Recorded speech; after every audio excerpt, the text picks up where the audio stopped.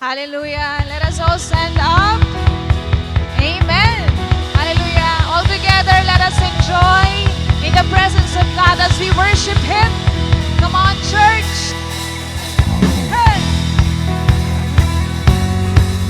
Amen. Sino dito excited na siya mag-worship sa Panginoon?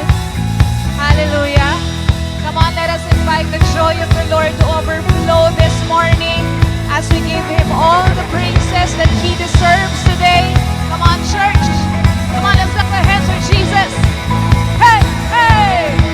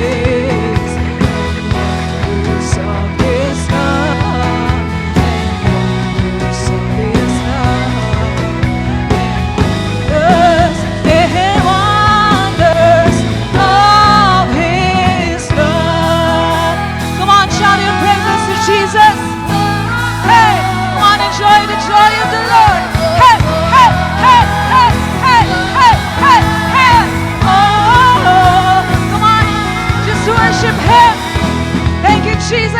Oh, oh, oh,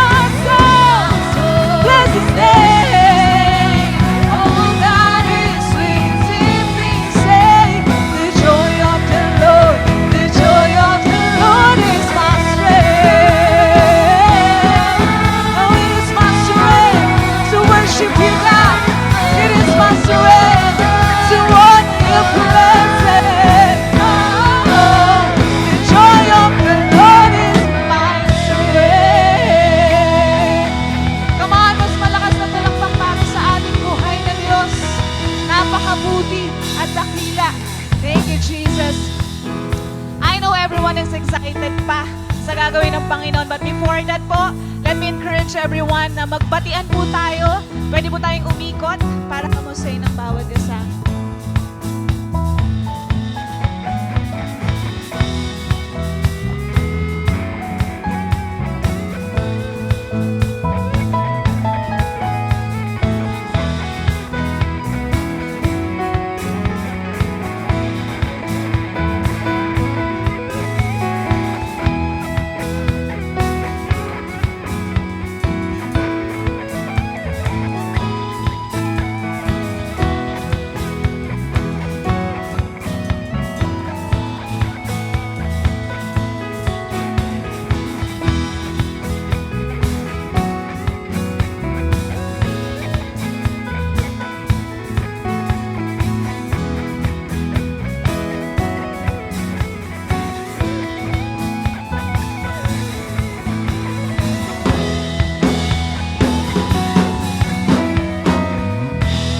A joyful and blessed Sunday Light family. Grabe po. Ang bilis ng panahon. December na at langhap talaga natin ng simoy ng Pasko. Amen po ba? Amen. And to show our gratefulness sa presence ng bawat isa, pwede mo bang sabihin sa katabi mo, masaya ako na nandito ka. Ayan. At dahil dyan, makakaupo na po ang lahat. Amen. Light family, today is the first Sunday of December and I believe na nakapagpahinga yung katabi mo at marami ang take home sa ating November series na Ikaw ang Aking Pahinga. And I also believe na ngayon pa lang, excited na po kayo sa message at gagawin ni Lord ngayong December. Amen po ba? Amen! Talaga naman excited na ang lahat. Pero bago ang lahat, let us share this joy this Sunday to our new friends and first-timers. Kaya naman, if this is your first time attending here at Light Church, maaari ko po ba kayong maimbitahan? Ayan, nandito po sila sa side na ito. Sige po, wag po tayong mahiya. Ayan, welcome po sa Light Church. Masaya po kami na makasama kayo ngayong araw na ito. At dahil dyan, gusto pa po namin kayong mas makilala. Kaya right after the service po, may lalapit sa inyo from Consolidation Team para lang po sa isang welcome huddle lamang po. And also, we prepare a small token of appreciation. And also, we also want to show some love para sa ating mga returning visitors. Kung kaya naman, kung ikaw ito na muling nagbalik sa Light, pwede po bang kaway-kaway? Ayan, welcome back po. Masaya po kami na kayo ay muling makasama. Again, maraming salamat po sa inyong muling pagbalik. And also, we prepare a simple gift po dahil sa inyong muling pagpunta. And again, para sa ating first-timers and returning visitors, kayo po ay bahagi na ng Pamilyang Light. And pwede po ba natin palakpakan si Lord para sa ating mga returning friends and new friends? Amen. Maraming salamat po in Light Family. As we welcome the first Sunday of December, let's proceed to our church happening. Unang-una na nga po, last Friday and yesterday, ay naganap ang ating Light Retreat Batch 47! Grabe! Tunay po at aktibo ang pagkilos ng Diyos sa buhay ng ating mga delegates. Kaya naman, congratulations to all our Light Retreat graduates at naniniwala po kami that this is just the beginning of your more colorful life with the Lord. And I pray that you continue to seek the Lord through continuing in your discipleship journey. And please keep in mind, there's always something more from the Lord. Again, congratulations po para sa ating Batch 47. Amen. And next, for all our SOD students, classes happens every Friday night at 7 p.m. here at church. Reminder lamang po para sa ating mga group care and requirements. Huwag po natin itong kalilimutan. To all our SOD students, be excited because God is building great things in you as you prepare to fulfill your purpose and calling. And lastly, para laging guided and connected, here is our Sunday service schedule. On-site services po natin, 8 a.m., 10:30 a.m., 3 p.m. We have also 5:30 p.m. and 8 p.m. At para po sa ating Light Kids Church, we have 10:30 a.m., 3 p.m., and 5:30 p.m. At kung hindi naman po tayo maka-attend dahil malayo po, we have also online services at 8 a.m., 10:30 a.m. at via Facebook and YouTube channel. And we also have a replays at YouTube at 5:30 p.m. and 8 p.m. Ayan, siguradong we can cater more souls for Jesus. And that's a wrap for our Light Shows. And now, to move on, Light Family, I believe that we are all excited para po sa ating last series ngayong 2025. Kaya naman, ready your hearts, prepare your soul, and receive God's word today. God bless Light Family, and enjoy the rest of the celebration. A Sunday full of gratefulness, Light Family. It's time to express our gratefulness through giving. Sabihin mo po sa katabi mo, it's time for grateful giving. Sige, tignan mo siya. Let me introduce po myself. I am Jovi Lanorio, a young professional, a current working as public teacher, a volunteer sa Kids Church, and a missionary. Naniniwala po ba kayo na giving our best shows our faith? Amen. Let me encourage with this passage in Genesis chapter 4, verse 4. And Abel also brought an offering fat portions from some of the firstborn of his flock. The Lord looked with favor on Abel and his offering. Some of us po, alam po natin ang istorya na ito ng magkapatid na si Abel at si Cain sa kanilang paghahandog sa Diyos bilang pagsamba. Hindi kinalugdan po ng Diyos ang handog ni Cain sapagkat siya ay nagbigay ng may pagdadamot. Itinabi niya para sa sarili niya ang best niyang ani at binigay ang leftovers sa Diyos. Habang si Abel naman po, acknowledging na lahat ng meron siya ay galing sa Diyos, ay ibinigay ang best sa Diyos by giving the fat portions from some of the firstborn of his flock. Ang offering niya po ay galing sa puso na may pananampalataya at pasasalamat, kaya naman ito'y kinalugdan po ng Diyos. Ang ganito pong klase ng pagbibigay, katulad ng kay Abel, ay kalooban din po sa atin ng Diyos. Na kung bakit binibigay natin ang karapat-dapat, the best sa Diyos sa ating pagbibigay. Kung bakit hindi tayo nag-hesitate na magbalik ng ating tithes, magbigay ng offering or even first fruits dahil ito ay galing sa puso natin na puno ng pagsamba, pananampalataya at pagpapasalamat sa Kanya. Ito po ang klase ng pagbibigay na tiyak mapiplease natin ng Diyos, kaya din tayo ay masaganang mapapagpala. Let me share to you po my testimony of giving what is best for the Lord. Simula po nung naunawaan ko ang karapat-dapat na pagbabalik at pagbibigay sa Panginoon with faith and gratitude, sinimulan ko ito at nagpatuloy dito kahit na mahirap sapagkat provider din po ako ng pamilya. Maliban po sa pagbabalik ng tithes, pagbibigay ng offerings, nananampalataya din po ako sa principle ng first fruit. Na kada buwan or kada unang buwan ng taon, ang unang bunga ng pagtatrabaho ay aking ibinibigay sa Panginoon. Believing na sa buong taon, hindi niya po ako pababayaan. At tunay nga pong tapat ang Diyos, sapagkat kada taon nararanasan ko po ang matinding pagpapala niya. Na hindi lang financial, maski sa wisdom, sa kagalingan at proteksyon. Sa aking physical po, ang dating ako na laging may sakit kada buwan, this year, nakakaranas ng kagalingan at naging healthy. Sa aking pamilya na noon, nangangamba sa bagong dumadaan dahil sa dumadaan na bagyo, dahil din po sa kalumaan ng aming bahay, praise God po, dahil nasimulan na pong magpagtayo ng bagong bahay this year, na naging secured place ng aking pamilya sa Pangasinan sa mga nagdaang bagyo. Sige po, palakpakan natin si Lord. Kamakailan din po, nagkaroon po ng aksidente na pagkakuryente ang aking nanay, pero mabuti pa din po ang Diyos. Dahil nang ipa-check up po namin siya, wala pong serious damage.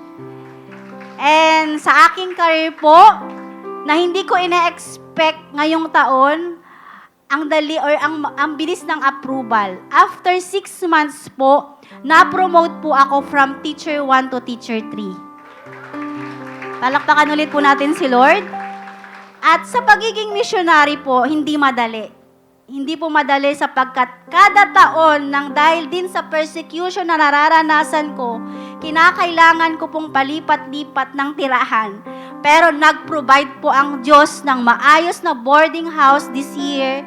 Kaya patuloy na nagiging kagamitan po ako sa Barreto community na ngayon po may almost 120 na mga kids kaming tinuturuan at may pamilyang naaabot. Sa discipleship naman po, patuloy po na binabago tayo ni Lord at ginagamit to disciple people na katatapos lang po ng retreat kagabi ay nakapagpadala po tayo ng delegate. Mabuti po si Lord. Kaya nga po, wag po tayong mag-hesitate na ibigay ang ating best para sa Panginoon. Mapatites man yan, offering, or first fruit. Gawin natin ito ng may buong pusong nagtitiwala na si Lord ang bahala at never siyang magpapabaya. Gawin din natin ito na buong puso ding ina-acknowledge na lahat ng meron po tayo ay galing sa Kanya at karapat-dapat siyang mapasalamatan sa pamamagitan ng pagsamba sa Kanya at pagbibigay sa Kanya. At sigurado pong hindi niya tayo pababayaan at patuloy nating mararanasan ang kasaganaan na Kanyang pagpapala at favor sa anumang aspeto. Sige po, manatili po tayong nakaupo at let me pray for you po.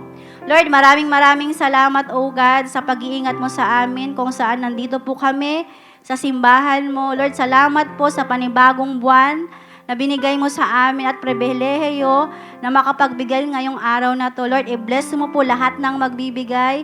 Lord God, ano man yung pangangailangan din nila, ikaw yung patuloy na magbigay sa kanila. At naniniwala kami, Lord God, the best is yet to come sa bawat isa. We love you, Lord, in Jesus' mighty name. Amen. Kaya po, let's give. May mga usher po tayo sa paligid kung saan pwede nating ibigay ang ating mga tithes, offerings, pledges. We can also give din po online and send it via bank transfer, e-wallet na naka-flash po sa screen.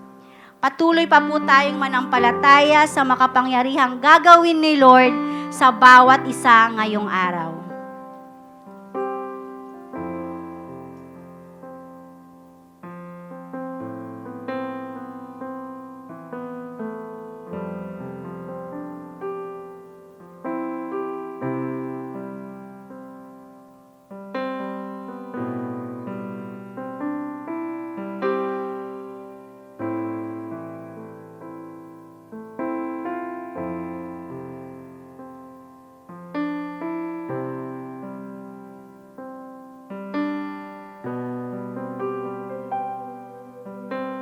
Good morning po sa ating lahat. Tatayo po tayo and we will continue to worship God. Sino po dito excited papurihin ng Panginoon?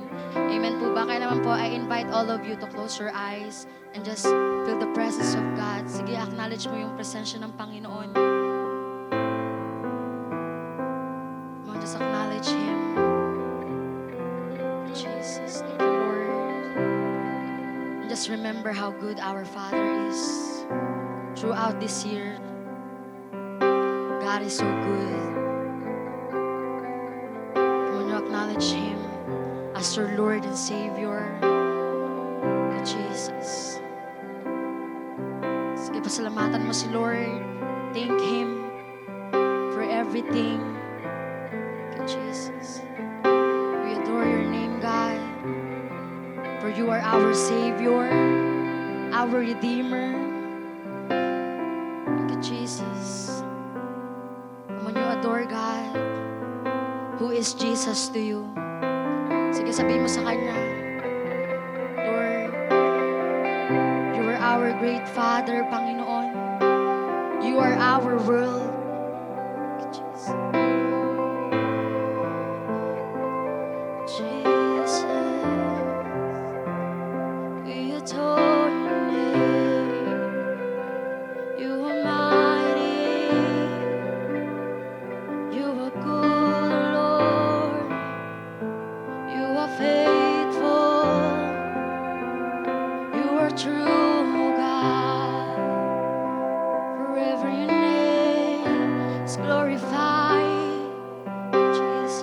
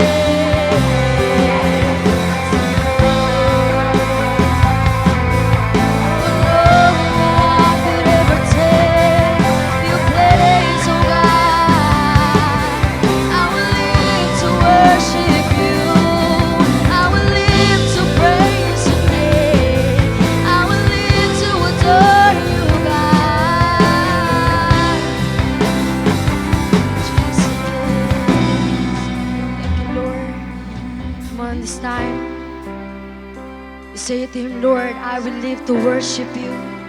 I will live to adore your name, God, for I am your child. Thank you, Jesus. Thank you, Jesus.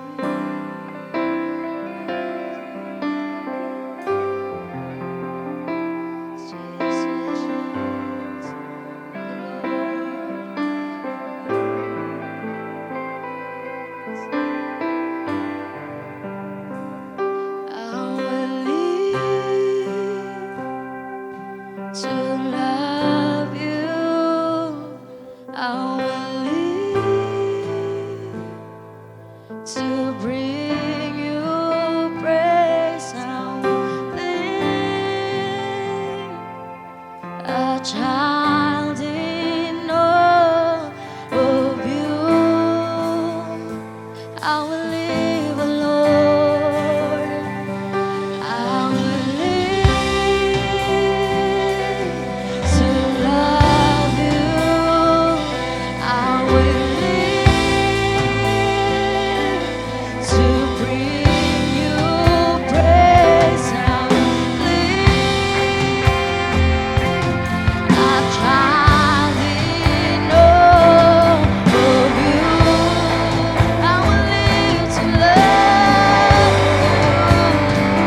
I will live to love you. I will live to bring you praise. I will live a child in awe of you. I will live to love you, Lord. I will live to love you. I will live to bring you praise. I will live a child in awe of you.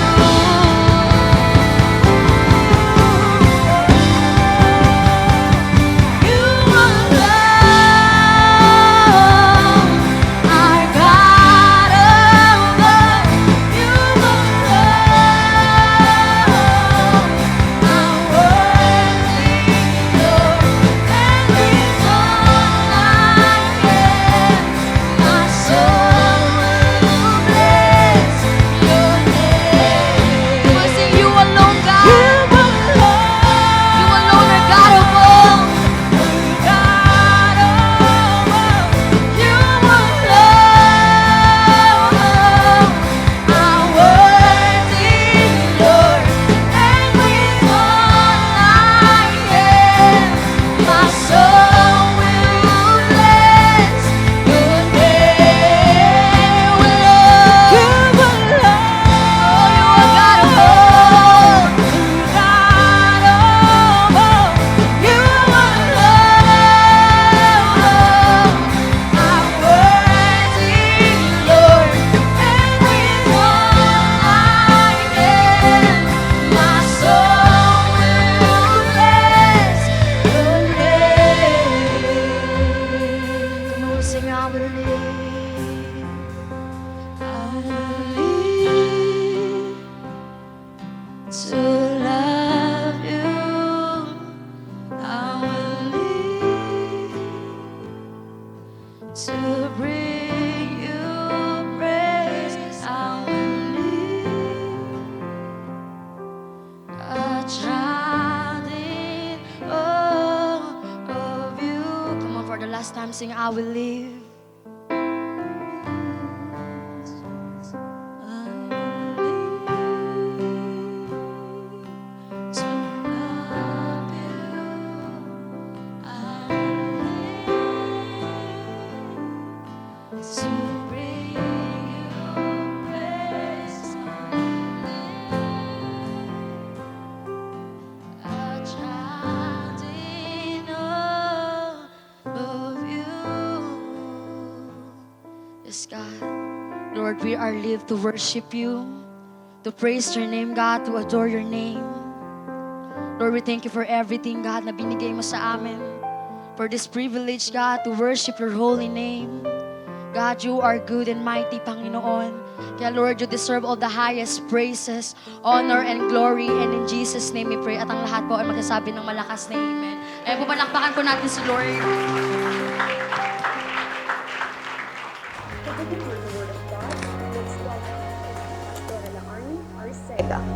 Amen. Bago po tayo umupo, sabihin mo sa katabi mo, ang sarap mag-worship kasama ka.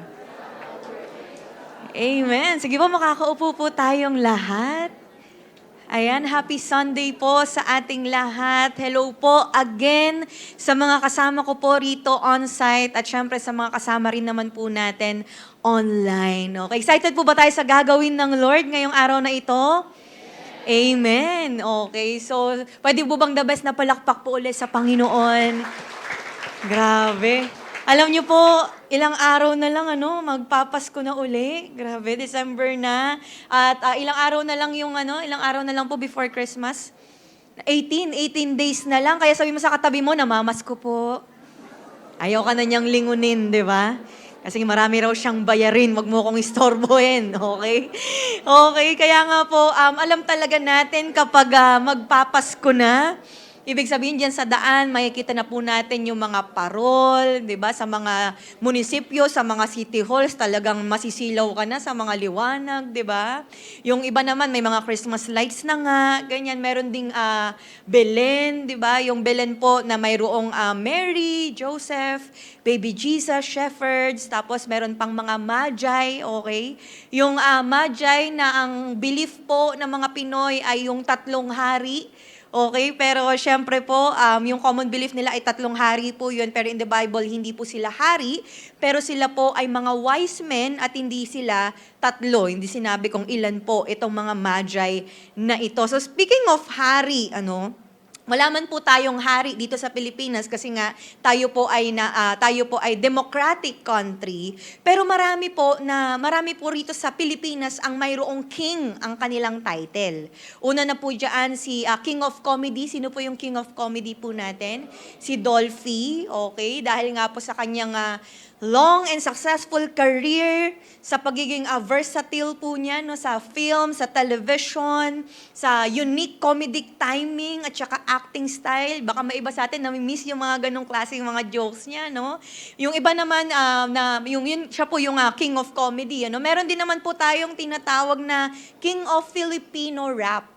So siya po si Francis M. or si Francis Mag-Alona na nagpasikat nung kantang ano ba yung title niyo, yung mga kababayan ko. Yon. So he brought rap music sa mainstream sa Philippines at ang kanyang socially conscious lyrics na may pagka-Filipino pride.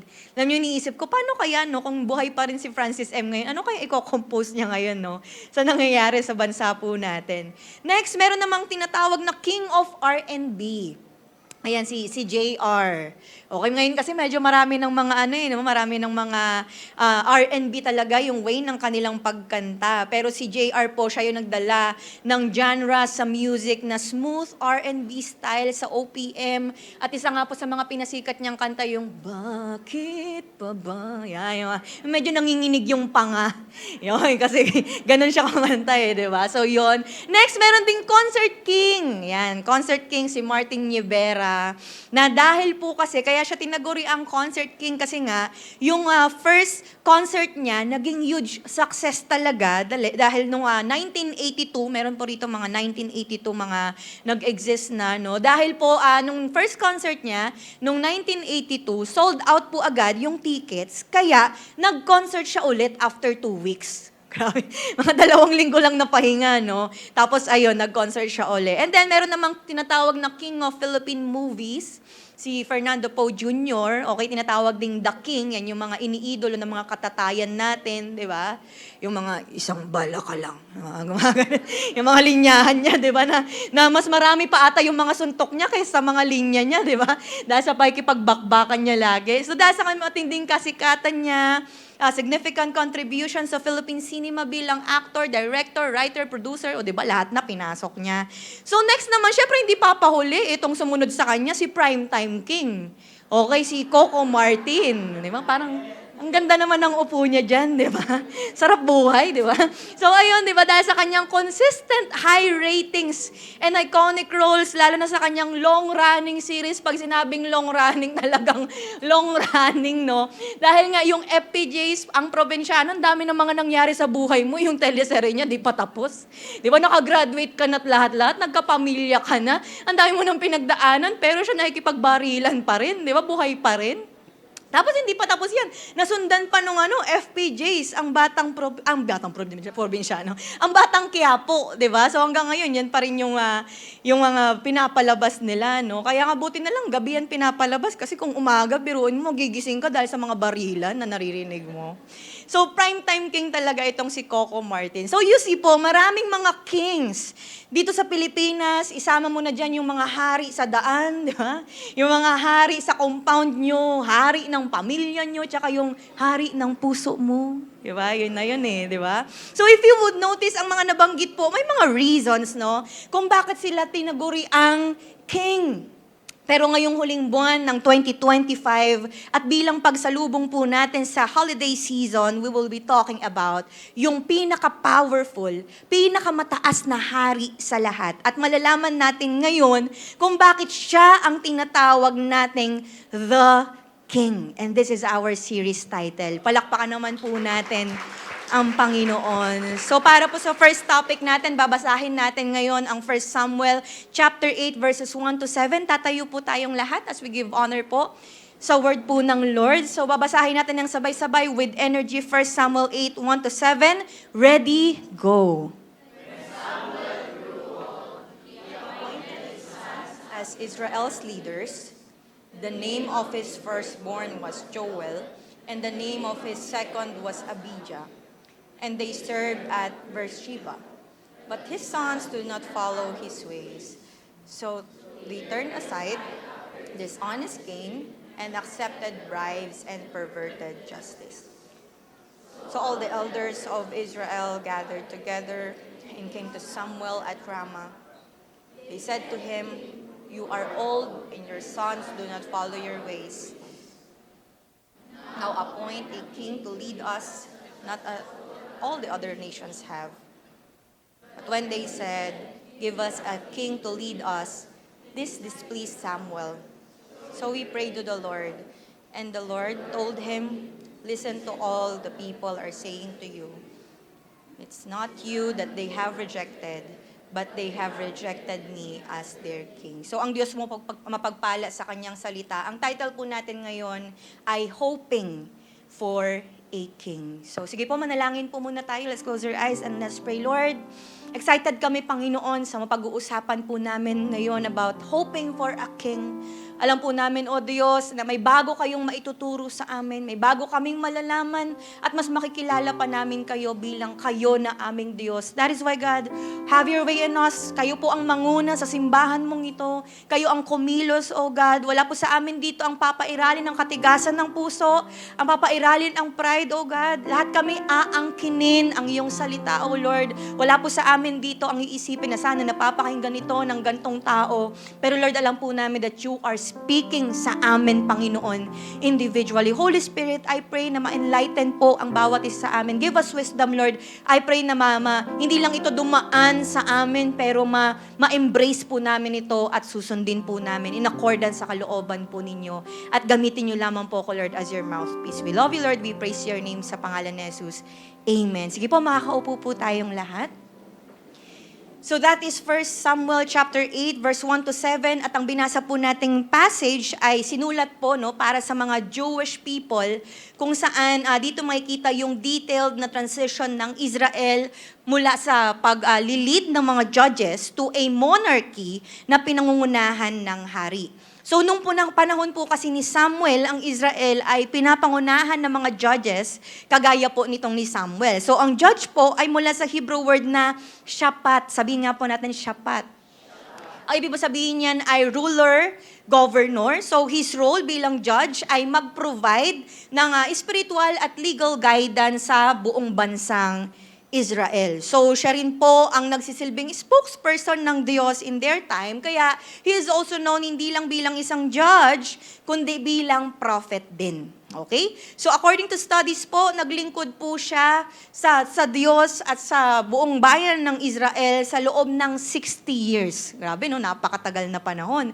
So syempre, dahil po sa paglipas ng panahon, si Samuel ay tumatanda na, may in-appoint man siya ng mga leaders na kagaya ng mga anak niya, kaya lang, hindi po naging fit sa leadership kasi po sila ay mga corrupt. Kaya si Samuel na judge nila for the Israelites ay hindi na sapat. Diba? Hindi na siya sapat. Kaya doon na po lumapit ang mga elders ng Israel kay Samuel in request for a king. Kaya nga po today, no, sa pag-hope ng Israelites ng hari, we will learn about the two types of kings that we will discover in 1 Samuel chapter 8. Excited pa po ba tayo? Sabi mo sa katabi mo, excited na ako. Amen. Dalawang klase ng kings po. Number 1 ay Saul, the requested king. Sabi nga po natin, requested. So 1 Samuel 8:5-6, ang sabi nila sa kanya, "You are old, and your sons do not follow your ways. Now appoint a king to lead us, such as all the other nations have." But when they said, "Give us a king to lead us," this displeased Samuel. So he prayed to the Lord. So para mas maintindihan po natin, no, nung makapasok po kasi ang mga Israelites sa promised land na kaloob ng Diyos po sa kanila, na-encounter nila yung mga labanan ng mga iba't ibang mga lahi na mayroong hari na namumuno sa kanila. Pero sa kanila po, sa Israel, ang Diyos ang mismong nangunguna sa Israel at nagbibigay ng victories sa kanila. No? Kaya lang, dahil nga sa kakulitan nitong mga Israelites, in their time, okay, na pinamumunuan sila ng mga judges, ilang beses silang nasakop ng mga bansang pinamumunuan nga ng mga kings. So dahil dito, nag-start na silang maghangad na magkaroon din ng hari. Okay? Kaya ang request nila kay Samuel, sabi nila, yung king daw, such as all the other nations have. Okay? So ang tanong, Pastora, mali ba na nag-ask sila ng king? Of course not. Hindi po mali yung pag-aas nila ng king. In fact, God intends Israel na magkaroon talaga ng hari. Sinabi na po niya yan sa Genesis 35:11. Sabi niya, "I'm God Almighty. Be fruitful and increase in number. A nation and a community of nations will come from you, and kings will be among your descendants." Okay? So, intention talaga ng Diyos na talagang magkaroon ng hari ang Israel. Kaya nakita rin din niya na darating din yung time na magkakaroon din ng hope or mag-hope itong mga Israelites for a king. Deuteronomy 17:14, ang sabi, "When you enter the land the Lord your God is giving you and have taken possession of it and settled in it, and you say, 'Let us set a king over us like all the nations around us.'" Nakita na ni Lord. Sinabi na rin niya. Kaya nangyari na talaga or alam na talaga ng Lord. Kaya nga dito pagdating sa 1 Samuel, sinabi na nila na gaya ng mga nations sa paligid nila. So mukhang there's nothing wrong with it, pero may malinaw na kasunod po sa Deuteronomy chapter 17. Verse 15, ang sabi, "Be sure to appoint over you a king the Lord your God chooses." So ano ang mali sa pagre-request po nila ng hari? Ang mali ay yung motibo nila. Okay? Dahil sa totoo lang po, mga kapatid, they requested a king. Not because ang gusto nila ay yung man of God talaga na magro-rule sa kanila, pero ang gusto lang talaga nila yung hari na maglilid lang sa kanila. Basta tao ba? Basta ganun lang. Yung hari na gusto nila naglilid mismo sa battle. Okay? So alam po ng Diyos yung heart nila. Kaya ano ang response ng Lord sa kanila, sa seeking po ni Samuel sa kanya? 1 Samuel 8:7a, ang sabi, "Listen to all the people that are saying to you." So God granted their request. Kaya po mga kapatid, ito yung kauna-unahang record ng kingship sa Israel. Okay? Ang kauna-unahang hari ng Israel ay walang iba kundi si Saul. 1 Samuel 9:16-17, ang sabi, "About this time tomorrow I will send you a man from the land of Benjamin. Anoint him ruler over my people Israel. He will deliver them from the hand of the Philistines. I have looked on my people, for their cry has reached me." 17, when Samuel caught sight of Saul, the Lord said to him, "This is the man I spoke to you about. He will govern my people." So the question is, sino nga ba itong si Saul? Siya po ay anak ni Kish from the tribe of Benjamin. Siya yung anointed na maging hari after nga mag-request ng Israel ng hari para sa kanilang bansa. So si Saul po ang first king na napakaganda ng simula, okay? Initially, napaka-strong, napaka-courageous. He was successful in his early years. Tapos nagdulot siya ng maraming mga panalo laban sa mga kumakalaban po against sa mga Israelites. So at first, his leadership brought hope to his people. Kumbaga parang siguro simula, ay ito na yung hinope nating king. Ayan yung king na request natin, ganyan. But eventually, nag-end din ito sa failure dahil sa disobedience mismo ni King Saul sa commands ng Diyos. So nagdulot din ito hindi ng kaayusan sa Israel, kundi ng kaguluhan sa kanilang bansa. Ang resulta, ang nirequest nilang hari, ang pinilit nilang maging hari, lumabas na pasaway sa Diyos. Lumabas na mainggitin at mas naging mapagmahal sa kanyang kapangyarihan, sa kanyang posisyon at hindi na naging mapagmahal sa Diyos at sa bansa mismo na Israel. Okay? That is why the question is this. Bakit kaya ganito ang resulta ng unang record ng kingship ng Israel? Tanungin niyo po kung bakit. Parang dalawa lang po yung nagkape. Tanungin niyo po kung bakit. Bakit? Because mga kapatid, listen to me, this shows that God's plan requires God's timing. Alam ng Diyos na hindi pa ready ang Israel for a king. And yet, nag-request pa rin sila. Bakit? Kasi pansin po ninyo, ang Israel at that time, masyado silang focused horizontally. Sinerch ko po yun eh. At ganito pala yung horizontal, ganito pala yung vertical. Ang alam ko lang, slant. Di ba? Naging focus sila masyado horizontally na ang focus nila yung mga nakikita nilang mga hari sa maraming bansa. They were too focused sa earthly things. They were too focused sa worldly things, sa mga godless things. Yung focus nila, yung mga nakikita nila from left to right, hindi from up to down.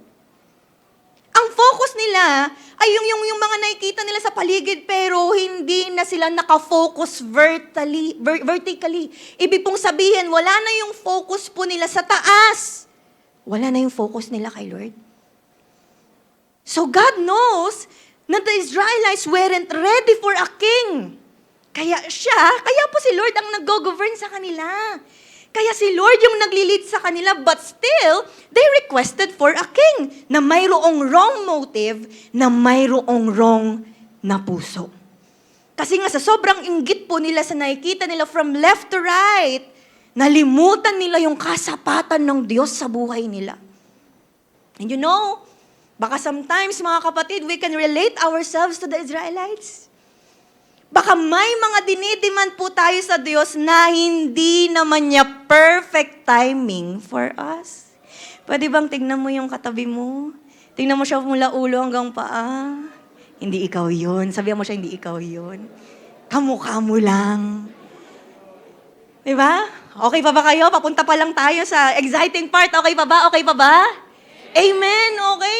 Kaya lang, alam mo yun, baka may tanong yung katabi mo, pastora. So dahil sa naranasan ito ng Israelites, ibig palang sabihin, may mga nangyayari pala sa buhay ko na pwede palang hindi will ni Lord. Tingnan mo uling katabi mo, hindi na siya tumitingin sa'yo. Pag mo kong kausapin. May mga nangyayari pala sa buhay natin na pwede palang hindi will ni Lord. Ang sagot, yes. Why? Tanungin niyo po kung bakit. Dahil minsan, yang katabi mo, napakakulit. Pag ang tao makulit, yan ay sobrang mapilit. Sabi mo sa katabi mo, kulit mo. Diba? Dahil sa'yo, ito yung nagiging preaching natin. Okay? Diba may mga pinipilit tayo na gusto natin, pero hindi naman pala gusto ni Lord. Amen? Kaya eventually si Lord, iaalaw niya yun sa buhay mo, hindi dahil sa kalooban ni Lord, kundi dahil pinilit mo. Diba? Inalaw niya yun, hindi sa dahil kalooban niya, inalaw niya yun para matuto ka na lang sa mga pinipilit mo sa buhay. Tapos kapag nagkaroon tayo ng mga pains, ng mga sufferings, ang sisi lagi si Lord. Hala, teka nak, hindi mo naman ako tinanong kung gusto ko yan. Ikaw lang ang may gusto niyan. Sabi sa katabi mo, ikaw lang. Diba? Kaya po pansin po natin mga kapatid, baka meron sa buhay mo, ito kanya-kanyang buhay na, baka mamaya sapukin ka na ng katabi mo. Baka meron sa buhay mo na hindi naman pinili ni Lord, pero gaya ng Israel, pinilit mo. Na para bang, di ba? Mga ganyan-ganyan na tayo pinipilit natin. Baka yan na isa palang soul. Bakit? Tanungin niyo ba kung bakit? Kasi solo mong pinagdesisyonan. Baka yan ay magiging soul sa huli. Tanungin niyo po ako kung bakit? Kasi yan ay nagiging sakit solo mo. Di ba? Sabi mo sa katabi mo, baka si soul yan. Di ba? Baka may mga pinipilit tayong mangyari sa future natin.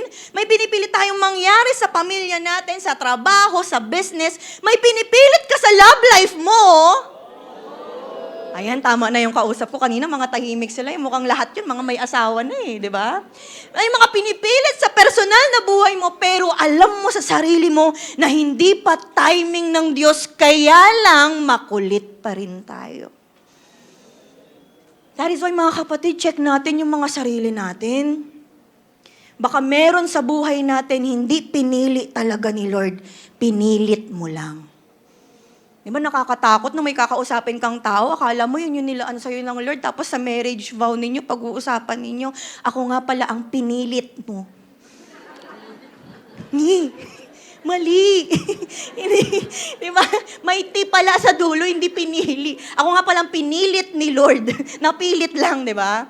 So ayun, di ba, nakikita po natin na bakit nauuwi sa pilitan? Bakit nauuwi sa pagpilit kay Lord? Sabi mo sa katabi mo, naiinggit kasi. Di ba, naiinggit tayo sa mga nakikita natin sa paligid.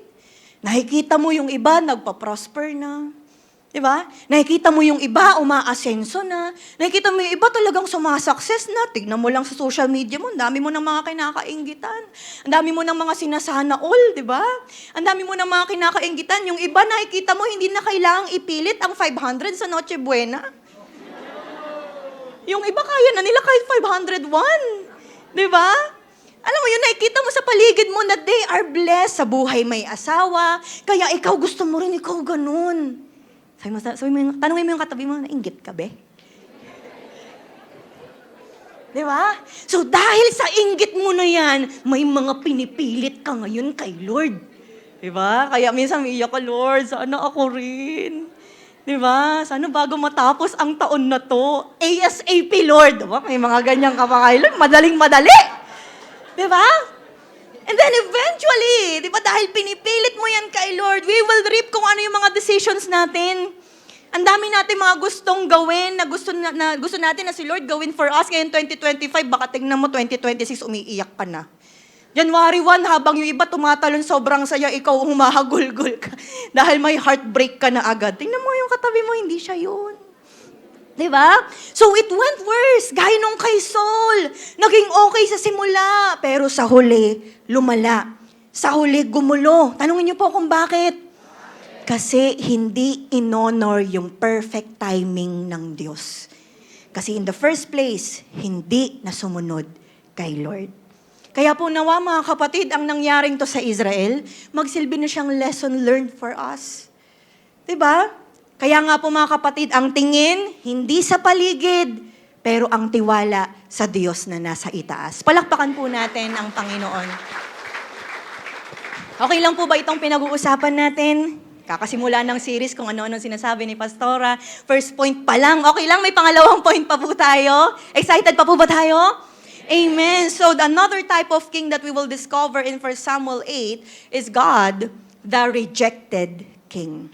Sabi po sa 1 Samuel 8:7, and the Lord told him, listen to all the people are saying, that the people are saying to you, it is not you that they have rejected, but they have rejected me as their king.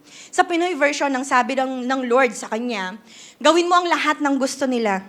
Hindi ikaw ang nireject nila, kundi ako bilang kanilang hari. So the question is, bakit ito po yung naging response ni Lord kay Samuel? In the first place po, ang Diyos ang hari ng Israel.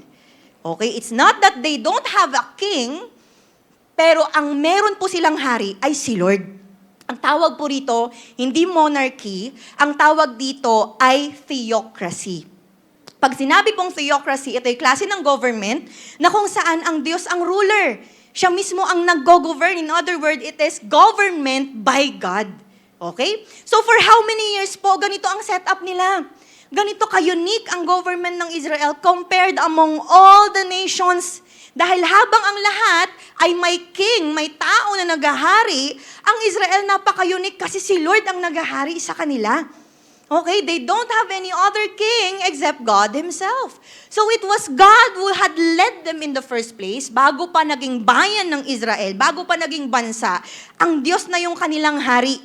Ang Diyos na ang kanilang ruler. So, gusto ng Israel na may hari na maglilid sa kanila sa mga laban, sa totoo lang, ang Diyos naman yung nandiyan at kasama nila in the first place. Amen? Kaya ano ang sabi ng Diyos kay Samuel sa 1 Samuel 8:8? Simula pa lang nung nilabas ko sila sa Egypt, ganyan din ang ginagawa nila sa akin. Kausap niya rito si Samuel.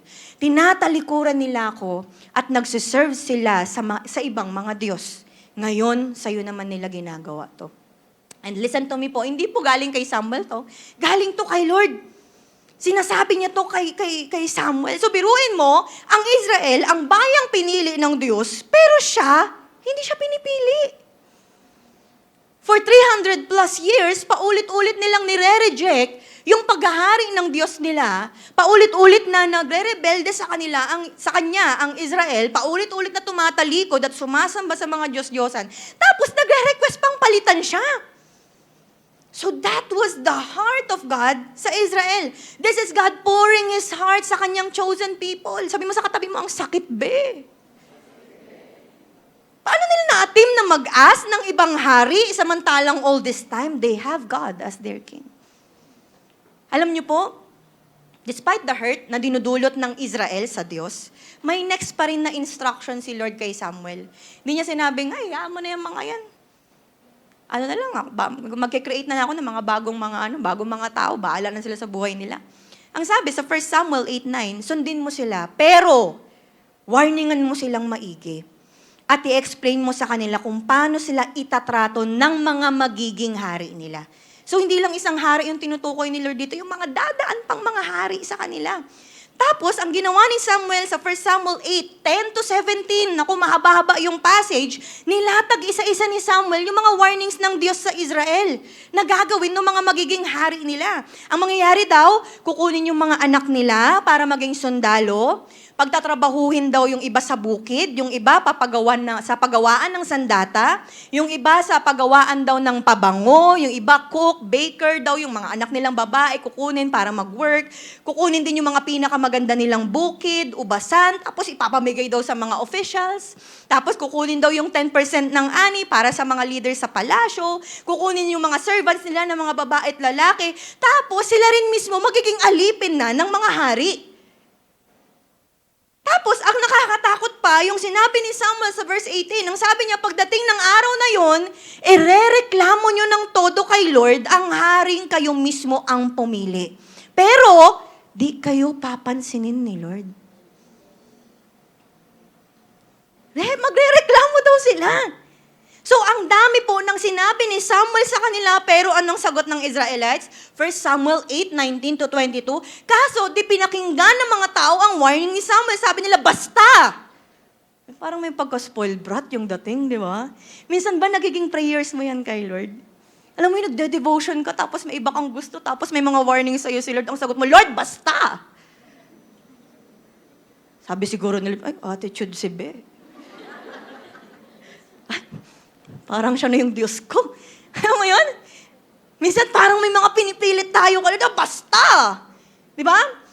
Sabi nila, basta gusto namin magkaroon ng hari para maging tulad kami ng ibang bansa. Gusto namin magkaroon ng hari na namumuno at mangunguna sa pagsalakay sa mga kalaban. Verse 21, after marinig ni Samuel ang lahat ng sinabi ng mga tao, sinabi niya rin yun kay Lord, tapos sabi ni Lord, gawin mo ang mga gusto nila. Bigyan mo sila ng hari. Alam niyo yung nakakatakot sa lahat? Kapag ganyan na mag-respond sa atin si Lord.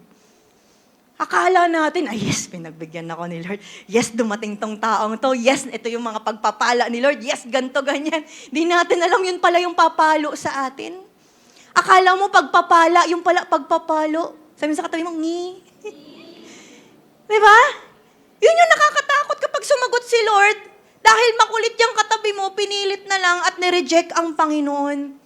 Alam niyo po yung mga consequences ng pag-reject ng mga Israelites sa paghahari po ng Lord? Ang daming mga empires na sumakop po sa kanila. Una na dyan yung Assyrian Empire. Sinakop sila ng Northern Kingdom sinakop nito yung Northern Kingdom ng Israel noong 722 BC. Okay, tingnan niyo pag-history, naantok na yung katabi mo. Diba? So sabi 2 Kings 17, may kita po doon na kaya sila in-invade ng Assyrian dahil po sa pagsasamba nila sa mga Diyos-Diyosan, pagtalikod nila kay Lord, consequences ng hindi po nila pagsunod kay Lord. Hindi lang Assyrian, meron ding Babylonian Empire. Under po yan sa paghahari ni Nebuchadnezzar II ng Babylon, ginamit ng Diyos si Nebuchadnezzar bilang agent ng kanyang judgment sa idolatry at rebellion ng Israel against him. Tapos during 607 to 586 BC, si Nebuchadnezzar yung nag-lead para patayin ang mga Israelites. Umabot na sa ganun. Dinestroy yung Jewish temple, hinuli yung marami pang mga Israelites, at nangyari po ito sa loob lang naman ng 70 years. Nakakalungkot kung tayo po doon, nag-exist tayo sa first year na pagsakop ng Babylonian, mamamatay din tayo na sinasakop pa rin, kawawa. Next, meron pang Persian Empire. Sa kabila ng maraming years na paghihirap nila sa mga Assyrian at Babylonian, may ginamit naman po ang Diyos para mapalaya ang Israel, at yun ay sa pamamagitan ni Cyrus the Great na nag-reign sa Persia between 539 to 530. Hindi po pangalawa, hindi pangatlo, kundi Persia. Diba? So yan ang ilan lamang sa part ng history ng Israel buhat nung nag-decide sila to reject the Lord as their king. Kaya po nagresulta ng pagkadurog sa kanilang bansa sa matagal na panahon. So since they rejected God as their king, maraming mga hari sa kanilang nagpahirap, umalipin at nagwasak sa kanila. And ironically, akala nila yung hari na pipiliin nila ang magiging way for them to be prosperous, ang magiging way for them to live in peace, ganyan. Yun pala yung magpapabagsak at sisira sa kanila. Yung mga dumaan na hari sa kanila na pinili nila, akala nila sila yung makakapag-control, yun pala sila yung kukontrolin at aalipinin. Kaya po mga kapatid, isa lang po yan sa mga matinding halimbawa ng hindi magandang epekto kapag hindi tayo nagtiwala kay Lord. Kapag ang mas pinairal po natin, sarili nating pagpili. Sabi mo sa katabi mo, ikaw na naman. Ang ganitong resulta ng mga sariling pagpili ay bunga lang po ng hindi pagtitiwala kay Lord. At ito ay makikita po natin mula sa mga maliliit na bagay sa mga personal na buhay natin hanggang sa mga malalakihang resulta ng pagpili mo para sa pamilya mo, pagpili mo para sa bansa, pagpili mo sa mga community or sa ano pa mang aspeto ng buhay natin. Kaya lalo na po sa bansa po natin na isang democratic country. Diba? Kaya po pansinin nyo sa bansaan natin, madalas ang boses ng tao yung pinapakinggan po natin kasi akala natin, mas alam natin yung tama at mabuti. Tama po ba? Pero ang resulta ng mga pinipili po natin ay di kalaunan nagre-result yan ng mga disasters at nakakalungkot na epekto. Kaya pansin po ninyo, marami mga tao ngayon nagsisisihan. Tingnan mo nangyayari sa bansa natin dahil yan sa mga binoto nyo. Diba? Nagsisisihan na tayo. Diba? Kaya kung inakala natin na tama lang na alisin si Lord sa equation ng buhay mo at para makapamili ka ng malaya, nagkakamali ka. Sabi sa katabi mo, nagkakamali ka. Why? Kasi po, ang totoo niyan, ang pinakamalaking pagkakamali na pwedeng gawin ng tao ay i-reject ang kingship ng Diyos sa buhay niya. Akala ng iba, ay, kapag hindi ko sinunod si Lord, malaya na ako. Ay, di na ako pupunta sa church kasi sa church, dami mga corrections, ang dami mga tinitira, lagi na lang akong pinapatamaan ni pastora. Pag hindi ako umattend doon, naku, malaya na ako. Ay, kapag hindi ako sumunod sa mga leaders ko, hindi ako sumunod sa mga magulang ko, maglayas na lang ako, ay, naku, malaya na ako. Sabi mo sa katabi mo, mali. Ang totoo, yan ang simula ng mga bagay na kinakatakot nating mangyari. Dahil yung pag-alis sa kingship ng Diyos, pag-alis mo rin sa protection niya. To reject God is to reject His protection. To reject Him is to reject His good plan for you. Ang i-reject mo si Lord ay i-reject ang tunay na buhay. Kaya nga, akala natin kapag usapang rejection kay Lord, ay, desisyon ko naman to, buhay ko naman to. Parang okay lang kahit yung ibang tao sumunod kay Lord, ako hindi. Alam mo yun, may mga ganun tayong mga nagiging mindset, pero sa totoo lang, hindi lang ikaw yung affected. Affected din pamilya mo. Affected din yung mga magiging anak mo. Affected din yung next generation natin. Gaya ng nangyari sa mga Israelites. Kaya po mga kapatid, nawa, matuto na po tayo sa mga nangyari sa Israel. Balik po tayo sa pagtitiwala at pagpapasakop sa pamumuno ng Diyos. Kasi alam natin, alam niya mismo kung saan tayo dapat dalhin sa buhay na to. Sabi sa katabi mo, alam ni Lord. Palakpakan po natin ang Panginoon. So bilang panapos po, ano po ulit yung dalawang klase ng hari na madidiscover natin in 1 Samuel 8? Una, Saul, the requested king. At pangalawa, God, the rejected king.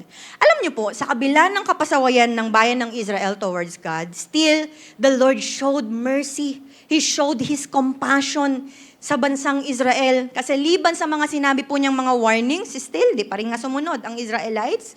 O kaya may ginawa pa rin plano ang Diyos para maligtas at mapalaya ang Israelites. Dahil after mag-fail ng paghahari ni King Saul, ang siya namang nag-lead sa pag-anoint kay David na sumunod na hari ng Israel. Si David, na true man of God, son of Jesse, mula sa tribe ni Judah, na naging determined to serve as a faithful ruler and obedient servant ng Diyos. At ano po yung naging prophecy dito kay David? Ang sabi ng Diyos sa kanya, 2 Samuel 7:16, "Your house and your kingdom will endure forever before me.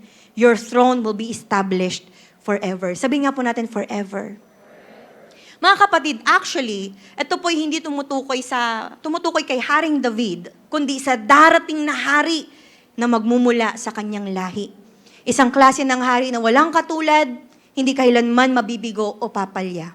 And this king ay Diyos na nagkatawang tao, tinawag na from the root of Jesse, son of David, and that is Jesus Christ. Palakpakan naman po natin ang Panginoong Jesus.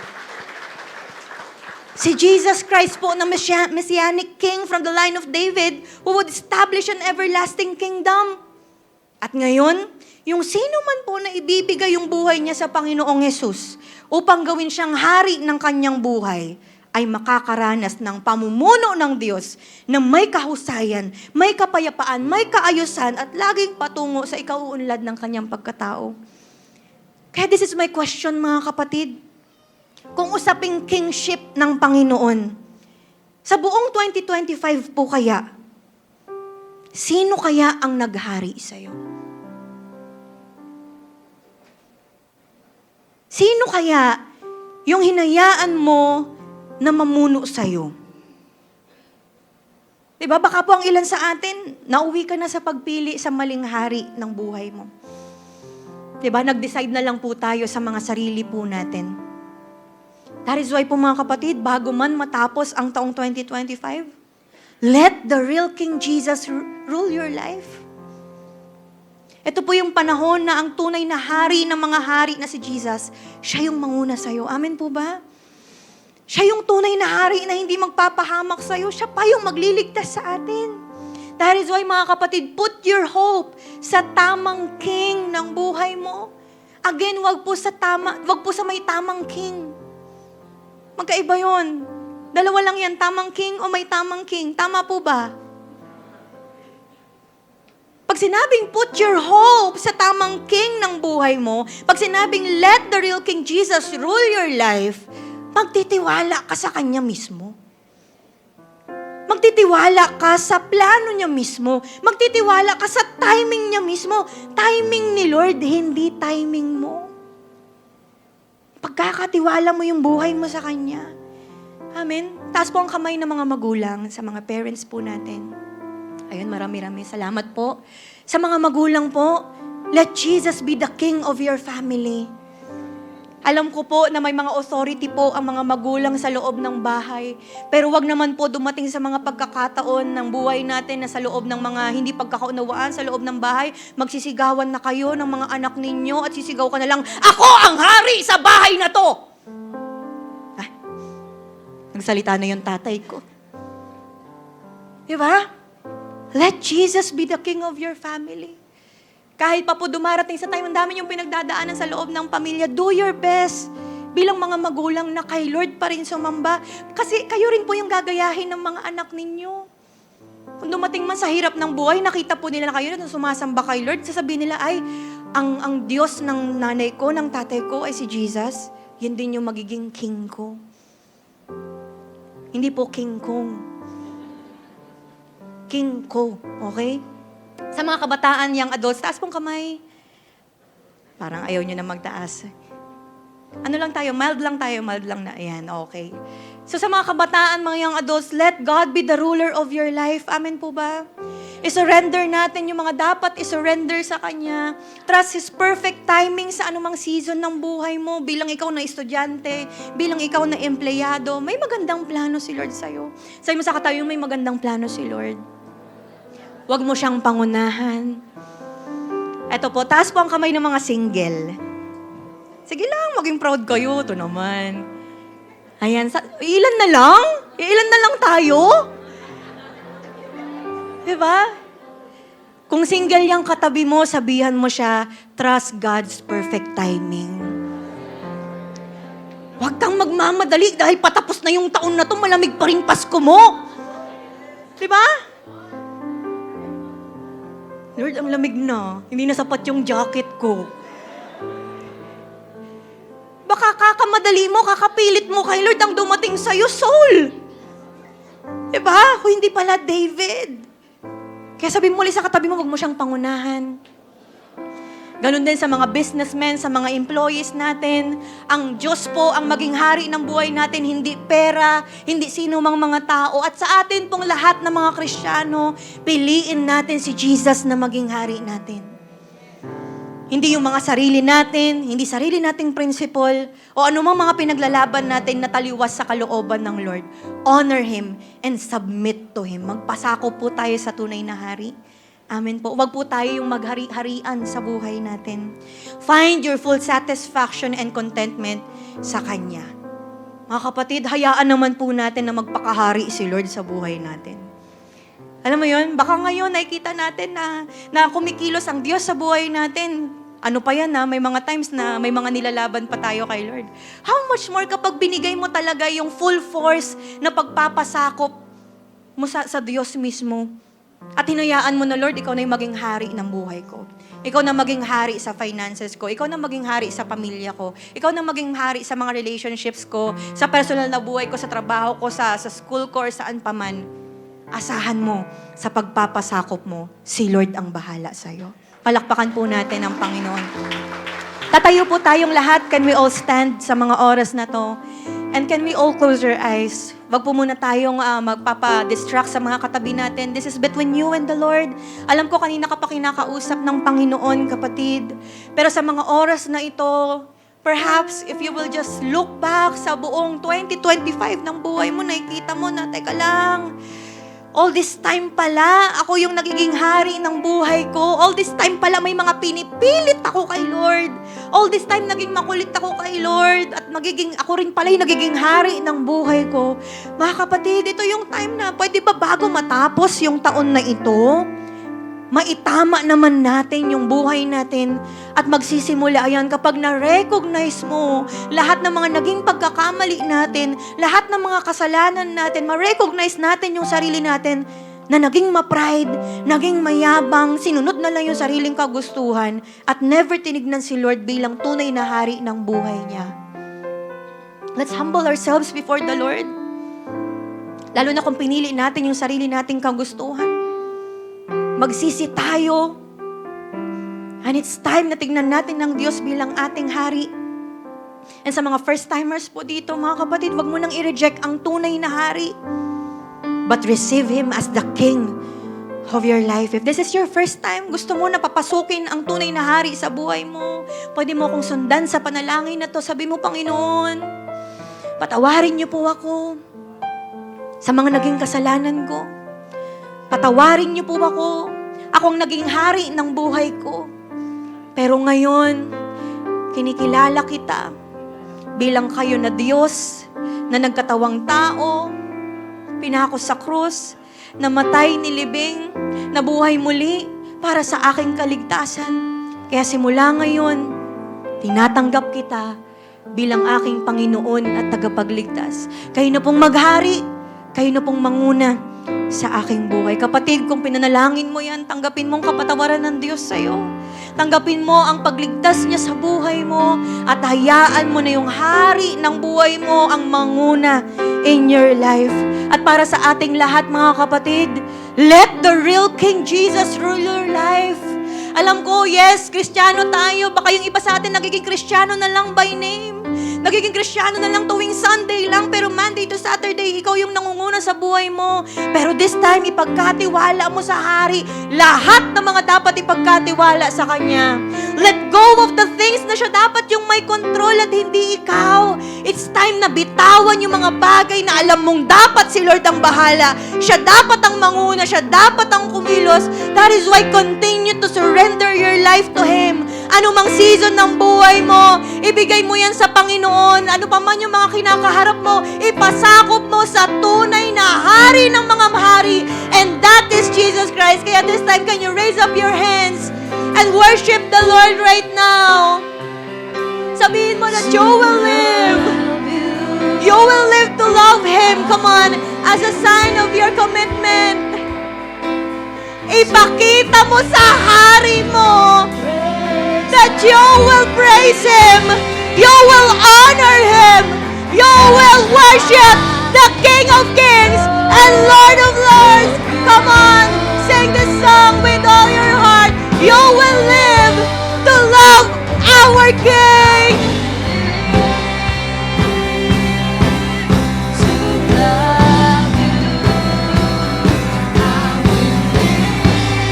Come on, ibigay mo ang nararapat na pagsamba sa hari ng buhay mo.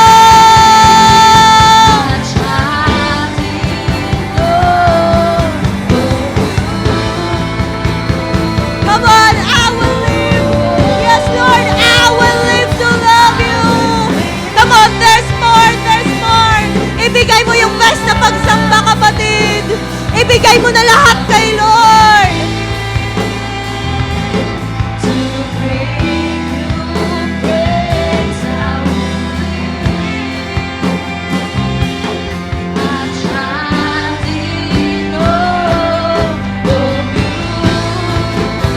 Pakita mo na si Lord lang ang Diyos ng buhay mo.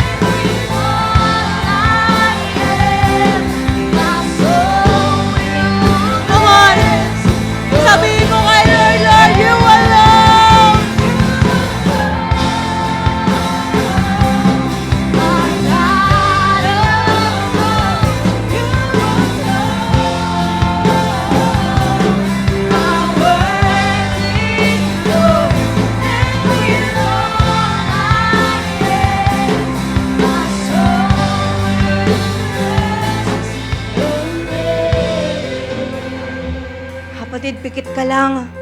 Alam mo, para mas maramdaman mo yung pag-aawit mo kay Lord ngayon, we'll just pause for a moment in worshiping our Lord.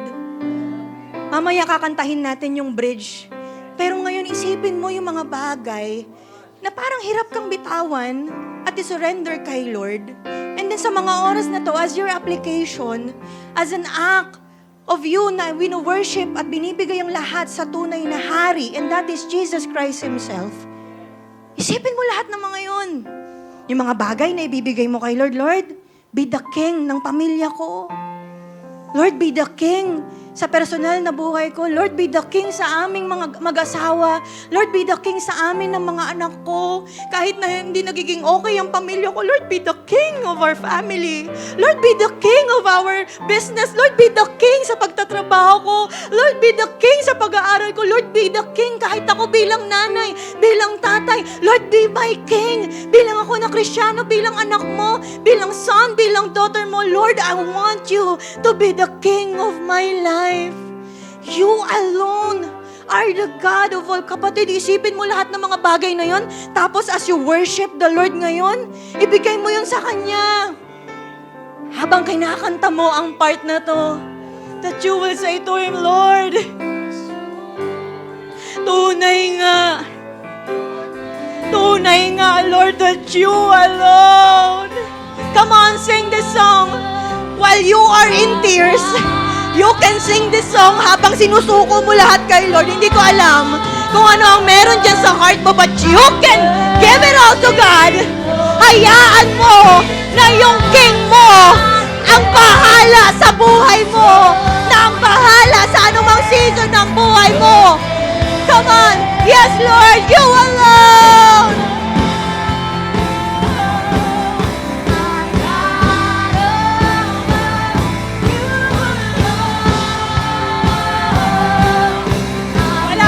Pakialamahan dito kahit umiiyak ka, umaagol-gol ka, basta ikaw nananampalataya ka sa hari mo. Basta ikaw, siya yung sinasamba mo.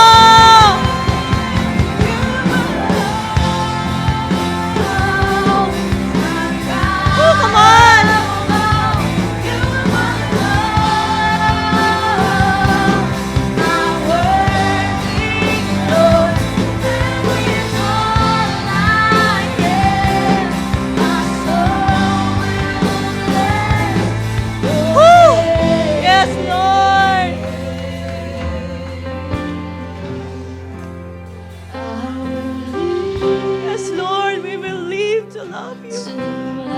Oh, sarap!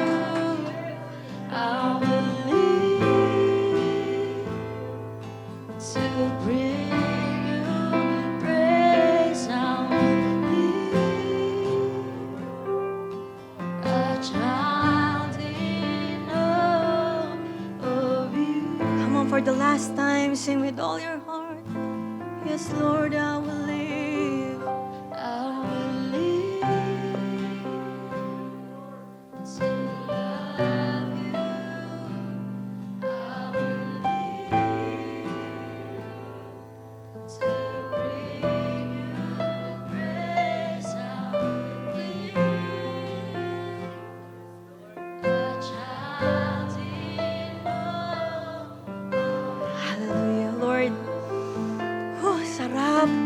Ang sarap ipagkatiwala ang buhay sa inyo. Ang sarap, Lord, ibigay lahat ng mga dapat pinagkakaloob namin sa inyo. Come on, pasalamatan mo si Lord. God, maraming salamat po, Diyos. Dahil mas nakilala namin kayo bilang hari ng buhay namin. Thank you for correcting us. Thank you, God, for forgiving us. Thank you, Lord, nare-redirect kami in our relationship po with you. Thank you, Lord, mas lalong lumaki ang pag-honor at pananampalataya namin sa inyo. Come on, kapatid, magkaroon tayo ng personal prayer. Commit kay Lord on trusting to Him more. Lord, kami bilang mga anak mo, mas lalo kami magtitiwala sa iyo. Mas lalo kami mananampalataya sa iyo, Lord. Lord, hindi kami mauuwi sa pagiging maiinggitin. Hindi kami mauwi sa pagiging mainggitin sa mga nakikita namin, Lord. Ang titignan namin lagi kayo bilang hari namin. Yung magandang ginagawa ninyo sa aming buhay, yung magandang plano nyo sa aming buhay, Lord, yung pipiliin namin, yung kalooban mo, hindi yung sarili naming kalooban. That is why, God, ang bawat isa sa amin ay mananatili in our relationship with you, mananatili sa pagpapatuloy at pagsamba sa inyo, Panginoon, because we know, Lord God, na kapag kami ay nagpasakop sa inyo, kayo ang bahala sa amin, Panginoon. Continue to be the King of our lives. Hallelujah. Kaya this time, oh God, alam ko po na nagsasama-sama rin kami rito. Bilang pasasalamat po sa ginagawa ninyo in our lives. Kasama rin po rito ang pagpapalaya na dinulot po sa amin ng Panginoong Jesus. That is why, God, sa mga oras po na to, as one family, kami po ay tatanggap ng Holy Communion. Aalalahanin po namin yung ginawa po ninyo sa pagsisend ng inyong anak para magkatawang tao, para ipako sa krus, mamatay para sa aming mga kasalanan. Kaya alam po namin, Panginoon, as we remember your goodness and faithfulness in our lives, aalalahanin po namin ito sa Holy Communion. That is why, mga kapatid, may mga iaabot po sa atin ng mga elements ng ating mga ushers. At habang inaabot po ito sa atin, just continue in the atmosphere of worshiping our God. Hallelujah.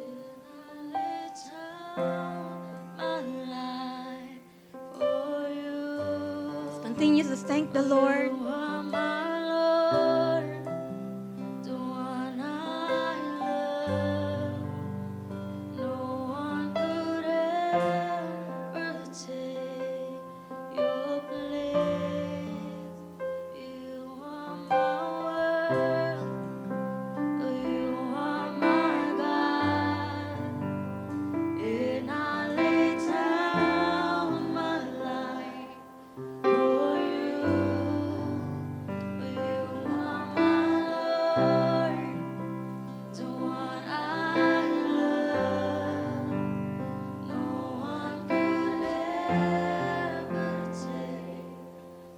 Hallelujah. Panginoon, salamat po sa iyong katawang nabayubay sa krus upang kami lumaya sa pagkakaalipin at magsipaggaling. Salamat sa iyong dugo na dumanak para malinis mula sa aming kasalanan. Naalala po namin ang inyong ginawa upang kami ay maging mga anak ng Diyos. At ginagawa po namin ang banal na hapag na ito bilang pag-alala sa iyong pag-ibig. Bless the cup, bless the bread. Kainin po natin ang tinapay. Sunod po natin ang saro. Hallelujah. Taas po natin mga kamay. Pasalamatan natin si Lord God. Maraming salamat po. Salamat po, O Diyos, sa ginawa niyo po sa amin sa araw na ito. Salamat sa pagtatransform. Salamat sa restoration. Salamat sa pagmamahal. Excited kami ngayon, O Diyos, na mas lalo kayong purihin bilang aming King of Kings and Lord of Lords. We love you, Lord. We praise your name sa pangalan ni Jesus. And everybody say aloud, Amen and Amen. So there's a reason po to celebrate. Amen. Come on, let us continue to worship God and celebrate today. Sa mga nais pong humabol ng kanilang tithes and offering, sige po, pwede po tayong lumapit dito sa harapan as we sing the song. Hey! Come on, shout your praises to the King of Kings. Hallelujah! Joy to the world, the Lord is come. Let earth receive the King. Let every heart, let every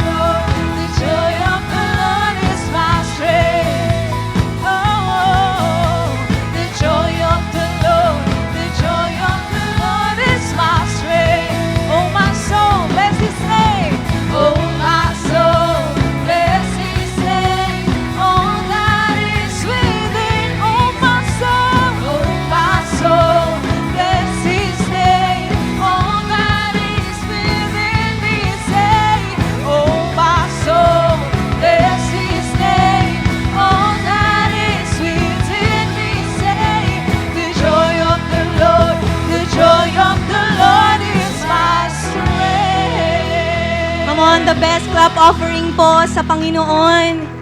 Amen. Taas po natin mga kamay. Appreciate it. Honor po natin ang Lord. God, maraming salamat po sa ginawa niyo po sa aming mga buhay. Salamat, Lord God. Buti na lang, hindi namin minis yung pagkakataon po na ito, na makilala kayo, na sambahin kayo, Lord God. We thank you, God. I thank you, Lord, sa buhay ng mga kapatid ko po ito, na nag-invest ng time, nag-allot ng time, para po, Panginoon, makarinig ng iyong word. God, naniniwala ko na pagpapalain niyo po sila, iingatan niyo po sila, O Diyos, pagpapalain niyo sila at ang kanilang family, oh God.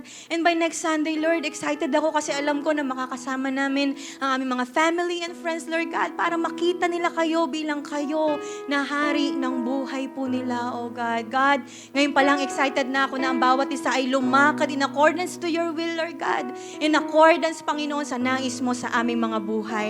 So now receive the blessing of the Lord. May the Lord bless you. May the Lord keep you. May His face shine upon you and be gracious to you. May the Lord turn His face toward you and give you peace in the name of the Father and of the Son and of the Holy Spirit. And everybody say aloud, Amen and Amen. God bless us po. Ingat po tayo sa pag-uwi.